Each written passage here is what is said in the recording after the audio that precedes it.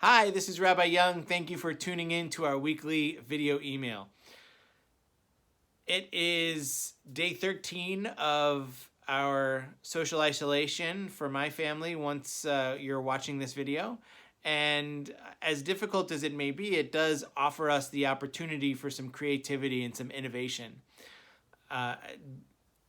We were very sad when Anita Diamond had to cancel on us what would have been last Saturday evening. We were really looking forward to a wonderful program and a culmination to our Jewish Women Authors series that Nancy Danger has worked so hard on, and we appreciate her work so much.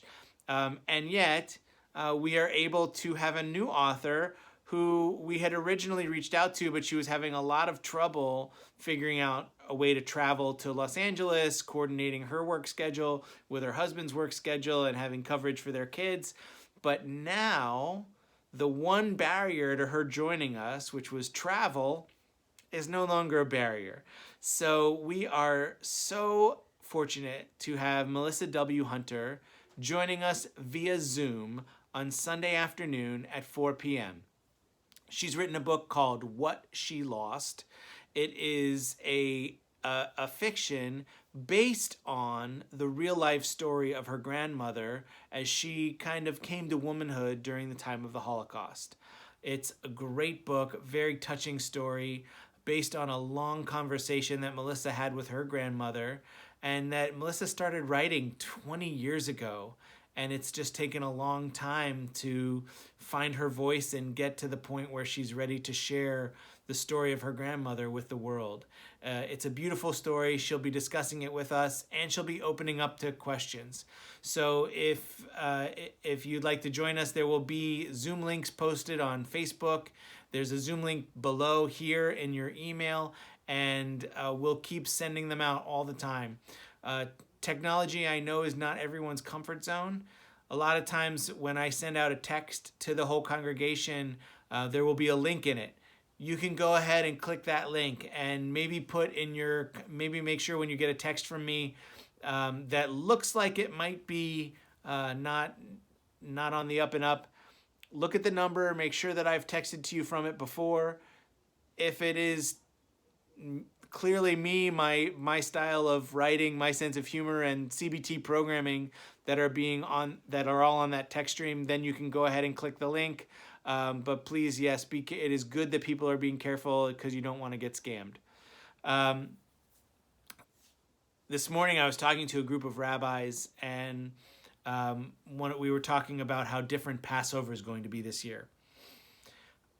I was thinking about the plague of Makat HaBrechot, the slaying of the firstborn. In this plague, the slaying of the firstborn son, the Israelites had to paint their doorposts with lamb's blood and go into their homes and stay in their homes so that the angel of death would pass over their homes and only take the Egyptian firstborn children. Well, in a way, they were in that social isolation for that one night. Even though it was only a night, they knew that staying in their homes meant preventing them from death. Now, perhaps the differences are twofold. Number one, for them it was not one night. Number two, the consequence for them was certain death. For us, it's a much longer isolation, and the consequences are sickness and the possibility of getting seriously ill or dying from COVID-19.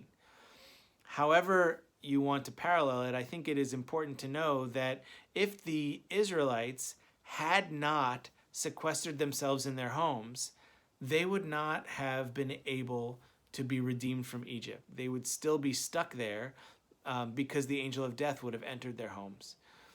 In that same sense, I hope that this time where we are spending alone with only the people we share a roof with is a way of bringing ourselves to a new kind of freedom, whether that's freedom to be more creative with the way we engage with others, whether that's the freedom to understand a new level of love for our roommates, our family, or the people we live with.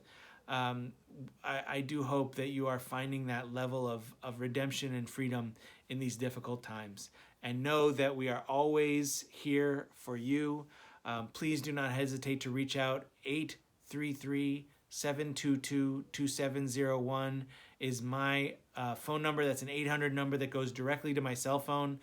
Please do leave a voice message. I've been seeing a lot of people calling that number and then hanging up and not leaving a message.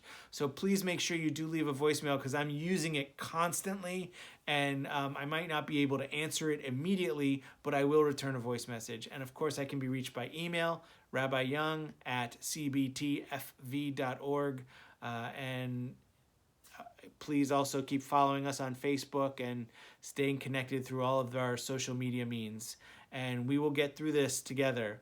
We will stay isolated for a little while, let all of the bad things pass over us, and come out of it on the other side a better, freer, and more redeemed people. Take care. Have a great week.